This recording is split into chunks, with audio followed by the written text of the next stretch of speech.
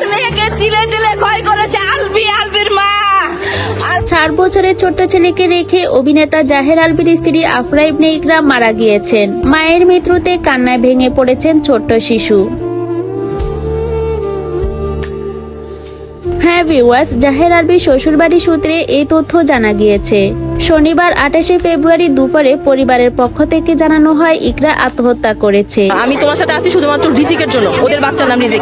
Suicide ও কোনোদিন করার। আজ দুপুর 1টার দিকে রাজধানীর মিরপুর একটি বাসায় এই মর্মান্তিক ঘটনাটি ঘটে। খবরটি প্রকাশ্যে আসতেই ভক্ত ও সহকর্মীদের মাঝে নেমে এসেছে শোকের ছায়া। সামাজিক যোগাযোগ মাধ্যমে অনেকেই গভীর সমবেদনা জানাচ্ছেন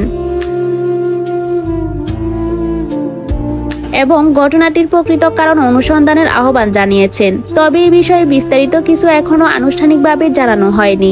অভিনেতা জাহের আলভি বর্তমানে নেপালে অবস্থান করছেন। তার সঙ্গে যোগাযোগ করা হলে তিনি জানান তিনি এখন কথা বলার মতো অবস্থায় নেই। পরিবারের এই কঠিন সময় তিনি সম্পূর্ণ ভেঙে পড়েছেন বলেই ঘনিষ্ঠ সূত্রে জানা গিয়েছে।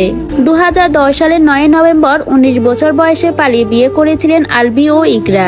দীর্ঘ 14 বছর পর 2024 সালে তাদের বিয়ের বিষয়টি প্রকাশ্যে আসে। তাদের সংসারে রয়েছে একটি পুত্র সন্তান। দীর্ঘদিন ধরে তারা ব্যক্তিগত জীবন আড়ালে রেখেছিলেন। হঠাৎ এমন অপ্রত্যাশিত ঘটনায় স্তব্ধ ছবি জঙ্গন। তো ভিউয়ার্স, এই কঠিন সময় তাদের পরিবারের প্রতি রইল গভীর সমবেদনা।